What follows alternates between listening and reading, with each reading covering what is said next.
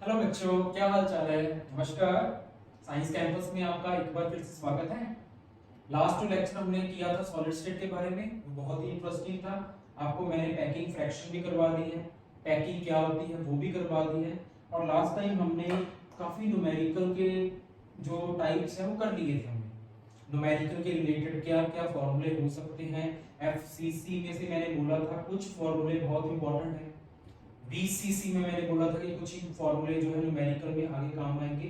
तो उनके लिए मैं एक आज चार्ट बनाकर दे रहा हूँ, आपको एक फ्लो चार्ट बनाकर दे रहा हूँ जिसमें से आपको न्यूमेरिकल किसी भी टाइप का आ सकता है। ठीक है। तो पहले जो हमारी हेडिंग है दैट इज इंपॉर्टेंट। हेडिंग है रिलेशनशिप बिटवीन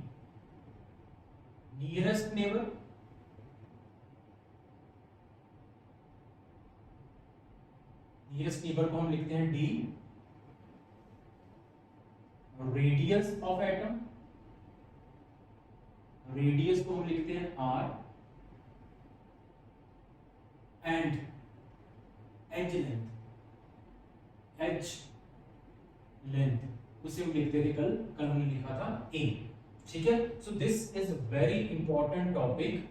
इन तीनों में हमें रिलेशन फाइंड करना है, nearest neighbour, radius of atom and edge length. तो मैंने आपको तीन तरह के टॉपिक करवा दिए हैं, उनको मैं सिंपली यहां पर लिख देता हूं। मैंने किया था सिंपल क्यूबिक सेल,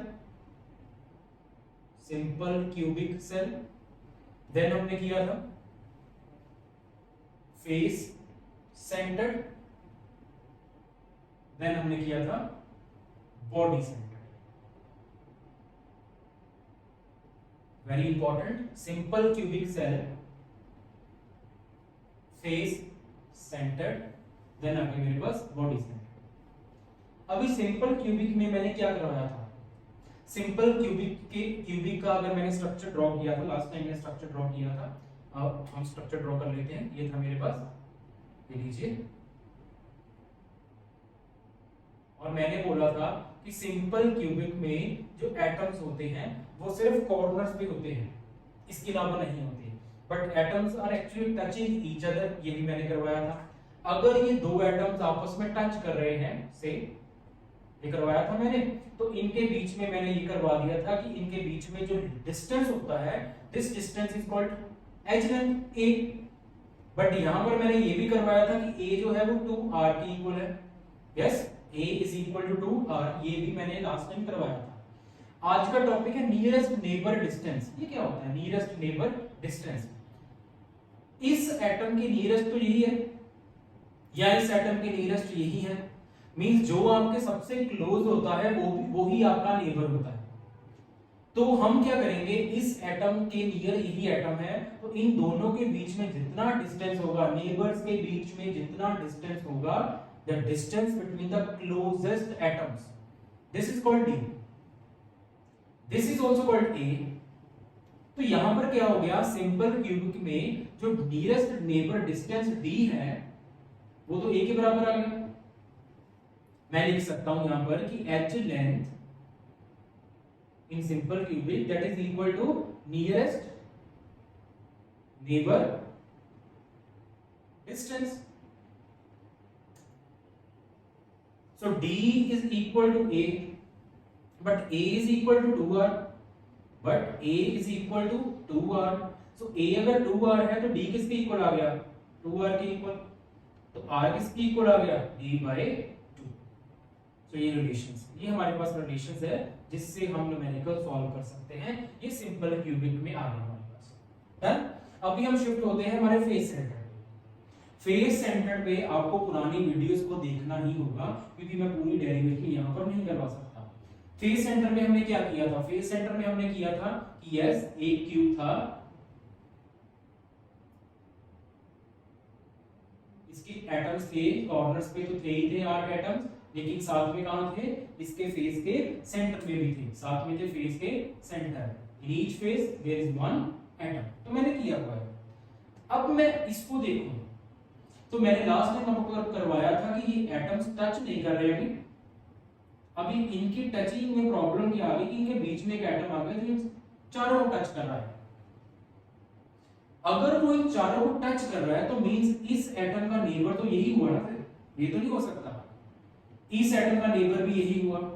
तो मैंने तो दो एटम्स देखने हैं जिनके बीच में मिनिमम से मिनिमम डिस्टेंस होगा, वो नियरेस्ट नेबर होगी। तो मैंने लास्ट टाइम किया था, इन दोनों के बीच में ऐसे लाइन ड्रॉ कर दी थी, हमने इनको नाम दे दिया था ए बी सी। सो यहां पर भी मैंने लिखा था दिस वाज कॉल्ड ए सी, आप आज कुछ भी लिख सकते हो। एंड हमने लास्ट टाइम किया था कि इनमें चार रेडियस ऑक्यूपाइड हो रहे हैं अभी, R R R R. So AC मैंने लिखा था last time, AC was equal to 4R। And last time मैंने AC ऐसे सॉल्व भी किया था, तब मेरे पास AC कैसे आ रहा था, a square plus a square root that was root 2ab आ रहा था मेरे पास। AC कैंसिल हो रहा है तो मेरे पास 4R आ गया रूट 2a, यहां से मैंने a निकाल लिया 4R बाय रूट 2। सिंपलीफाई बाद में कर लेंगे। बट यहां पर मैंने देखा कि A और A, इस मॉलिक्यूल और इस एटम में जो डिस्टेंस है वो नियरेस्ट नेबर होगा D, क्योंकि ये बहुत क्लोज है। सो मैं देख रहा हूं कि जो D है वो AC का हाफ है, D is the half of AC। And AC किसके इक्वल है, रूट 2a बाय 2। सो मेरे पास जो D है वो क्योंकि AC का हाफ आ रहा है, AC की वैल्यू मुझे ऑलरेडी पता है, AC की वैल्यू पुट करने के बाद जो मेरे पास D आ रहा है वो सिंपली ये आ रहा है रूट 2a बाय 2। यहां पर D आ रहा है सिंपली a के इक्वल, बट यहां पर D आ रहा है रूट 2a बाय 2। सो यहां पर a और D का रिलेशन, यहां पर a और D का रिलेशन आ गया। यहां पर a और सॉरी r और d का रिलेशन, यहां पर भी मैं r और d का रिलेशन फाइंड कर लेता हूं। कैसे करूंगा, अभी a की वैल्यू क्या है मेरे पास, what is a, this is a। So यहां पर a की वैल्यू पुट कर दे, d क्या आ गया मेरे पास, क्या आ गया d, ac सॉरी d क्या आ गया मेरे पास, स्प्लिट d आ गया मेरे पास रूट 2 इंटू a क्या है 4r डिवाइडेड बाय रूट 2। तो ये क्या हो गया, कैंसिल हो गया। ओह सॉरी नीचे तो 2 था, यहां पर गलती होगी मेरे पास, सॉरी इसको साफ कर लेता हूं, दोबारा से लिख लेते हैं। तो क्या आ गया रूट 2 ओवर 2, ये क्या है मेरे पास, a क्या है 4r रूट 2। सो रूट 2 क्या हो गया, cancel. So this is 4r by 2 that is equal to 2r। ठीक है, इसी है, देखिए तो r plus r मिलके d बना, so d is equal to 2r। यहां से भी सॉल्व हो गया मेरे पास। सो बेसिकली जो आपको रिलेशन याद करने हैं वो ये है, a और d का रिलेशन, r और d का रिलेशन कम आएगा। यहाँ पर d जो है 2r के इक्वल है, यहाँ पर भी d क्या होता है 2r, और हम मैथमेटिक्स लगाएं अगर कॉमन तो ऑब्वियस है दो रेडियस मिलके एक डायमीटर बना देते हैं। तो यहाँ पर भी नियरेस्ट नेबर डिस्टेंस किसके इक्वल आ गया, 2r के इक्वल आ गया। चलिए बॉडी सेंटर पे चलते हैं, क्योंकि ये टॉपिक मैंने ऑलरेडी सॉल्व करवाए थे और मेरा एक मोटिव रह गया था कि इनको इस लैंग्वेज में लिखने का, नियरेस्ट नेबर डिस्टेंस की फॉर्म में लिखना। अगर हम इसमें याद कर लेते हैं तो हमारे न्यूमेरिकल इजी हो जाएंगे। और कैसे, अभी मैं फेस सेंटर और बॉडी सेंटर को ड्रॉ कर लेता हूं। बॉडी सेंटर लास्ट में मैंने आपको कहा था कि पहले आप खुद सॉल्व करोगे, फिर मेरी वीडियो देखोगे, फिर अगर कोई प्रॉब्लम आएगी तब आप दोबारा से उसे रिवाइज करोगे। तो मैंने यहां पर क्या देखा, बॉडी सेंटर में हमने क्या किया कि एक एटम था बॉडी के सेंटर में, और मैंने इन तीनों को डायगोनली दोनों को ज्वाइन कर दिया और साथ में ये बॉडी का सेंटर भी ज्वाइन हो गया। इनको हमने नाम दे दिया था कुछ A, ये था मेरे पास B, ठीक है, फिर बाद में मैंने ऐसे ज्वाइन किया था ये C, फिर मैंने D, सॉल्व किया हुआ हमने सारा, आप पिछली वीडियो देख सकते हैं। तो AB को जब मैंने देखा तो AB में मैंने देख रहा था कि ये तीनों एटम्स ऐसे अरेंज हैं AB के ऊपर, सेम नियरेस्ट नेबर तो यही हुए, इनमें डिस्टेंस क्या हो गया, D हो गया। But now D is equal to half of AB। Here D was half of AC. Here D is half of AB. AC ऊपर वाले फेस में ही आ गया था, लेकिन AB डायगोनली है। तो हमने AB फाइंड किया हुआ है लास्ट टाइम कि AB का square is equal to AD square plus DB square, then AD find किया था हमने। सो मेरे पास लास्ट टाइम मैंने AB फाइंड करके दिखाया हुआ है, दैट वाज √3a, इतना आ गया था मेरे पास। सो इस वैल्यू को यहां पुट कर देते हैं, मेरे पास क्या आ गया, d is equal to √3a/2.